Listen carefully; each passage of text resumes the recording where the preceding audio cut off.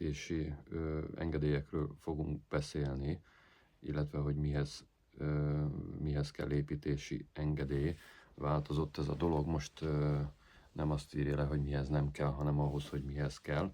Ez egy 2024. október 1-ével lépett hatályba ez az egész dolog, tehát ez most már majd egy éve, csak eddig nem foglalkoztunk vele, minket nagyon most már itt nem érintett.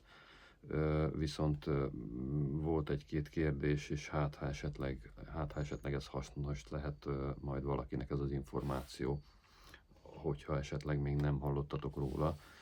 Mi se tavaly hallottunk róla, hanem idén. Hát ha más is van, és akkor így talán könnyebb lesz. Nagyjából, nagy vonalakban elmondom, hogy miről van szó, és akkor utána pontosabban meg már utána tudtok nézni, vagy ha kell, akkor mi is segítünk. Először is érkezett hozzánk ide több kérdés, amire válaszoltam is, viszont van itt egy, amit most látok, az utolsó kérdés, arra én válaszoltam, viszont itt most azt látom, hogy nem látszik a válaszom, úgyhogy először is arra szeretnék válaszolni, egy kicsit puskáznom kell, mert nem tudom pontosan, hogy mi volt itt. Tehát azt mondja, hogy az volt itt a kérdés, hogy volt alapba épület feltüntetve a tulajdonlapon, vagy csak zárt kert, gazdasági épület, fennmaradási engedély, egyebek. Szerintem ezt elmondtuk már a valamelyik videóba, hogy ez az épület, ami itt van, amiben mi most lakunk, ez egyáltalán nem volt feltüntetve, itt egy üres terület volt. Azt hiszem, hogy ilyen, hát most fásított terület, gazdasági épület, meg erdő szerepel rajta, a tulajdonlapon 3 részre van osztva, akkor nem volt így ez megcsinálva, még mielőtt megvettük, épület se volt feltüntetve. Valamikor építési engedélyt azt kértek, de fennmaradási engedélyt már nem. Tehát a térképszelvényen sem volt rajta a ház egyáltalán. Ezt még vásárlás előtt az eladókkal csináltattuk meg, vagy hát igazából megbeszéltük velük, és akkor mi csináltuk végig ezt az egész folyamatot. Megterveztettük tervezővel, így utólag, és akkor egy fennmaradási engedélyt kértünk rá, amit meg is kaptunk az épületre. Ezt egyébként azt hiszem 92-ben kérték az építési engedélyt, tehát ez jó régen volt, úgyhogy itt nagyon nem volt kérdés, hogy itt megkapjuk rá a fennmaradási engedélyt. Mi van még itt?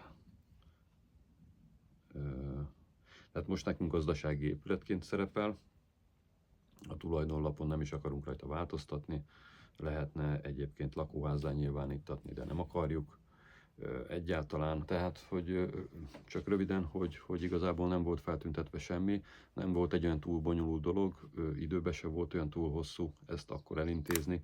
Igaz, hogy ez most már 7 éve, körülbelül 7 éve volt, hogy most mennyire lehet ez gyors vagy lassú, azt nem tudjuk.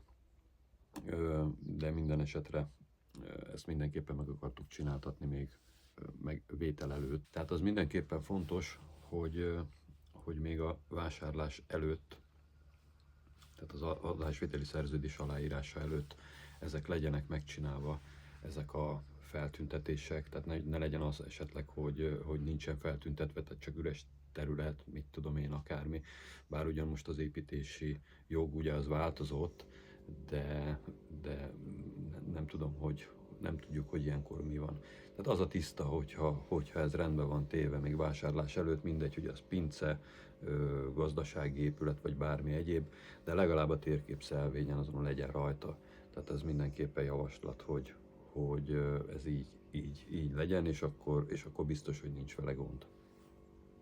Amiről akartam beszélni, ez az építési jog, ami ugye, ahogy mondtam, 2024. október 1-től lépett hatályba. Tehát ugye ez annyiba változott, hogy ez egyik az, hogy most azt mondja, hogy mihez kell építési engedély, nem azt, hogy mihez nem kell. Itt azt írja, hogy 2024. október 1-től az egyszerű bejelentés alapján végezhető építési tevékenység kivételével építési engedély alapján végezhető lesz például az új épület építése, ha annak mérete a 35 négyzetméter összes hasznos alapterületet, vagy a 4,5 méteres gerinc magasságot, lapostetős épület esetén a 3,5 méteres párkány magasságot meghaladja, kivéve a növénytermesztésre szolgáló üvegház, a növény vagy gombatermesztésre szolgáló fóliasátor, valamint a felvonulású épület építését. Tehát azt jelenti igazából ez a dolog, ez így jó ez a változás, hogy ha 35 négyzetméter alatt építünk valamilyen épületet, akkor ugye ahhoz nem kell építési engedély, viszont az építési szabályoknak azoknak ugye meg kell felelni. Nálunk más a helyzet, mert ugye mi a Balaton törvény alá tartozunk, tehát itt nálunk teljesen más, mint mondjuk nem a Balaton mellett.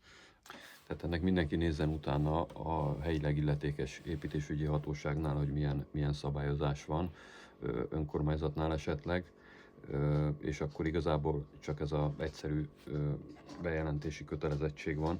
Majd ide berakok egy linket a videó alá, hogy honnét lehet ezt letölteni. Egyébként ez az eépítés.hu oldalon van.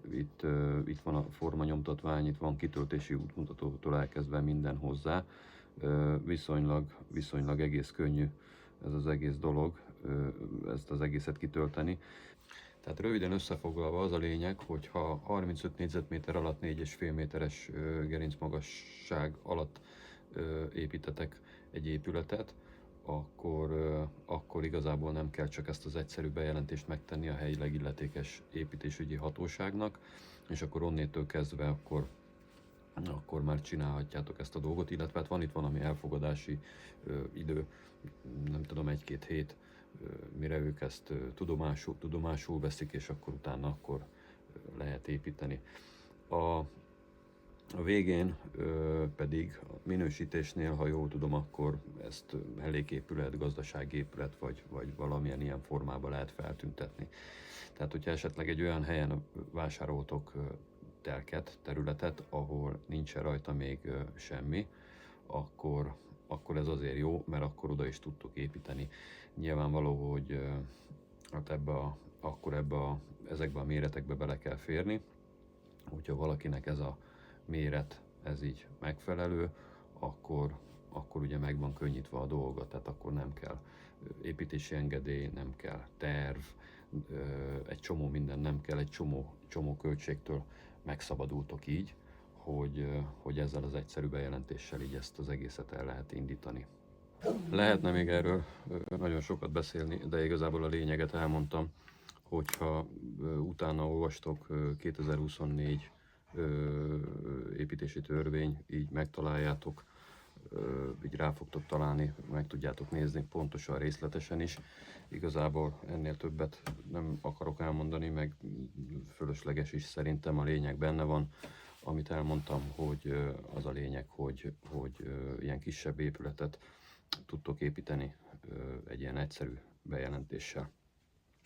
Jó, hát ez a videó az ennyi volt. Hogyha tetszett a videó, akkor lájkoljátok, hogyha nem, akkor is iratkozzatok fel a csatornára, ha még nem tettétek. Sziasztok!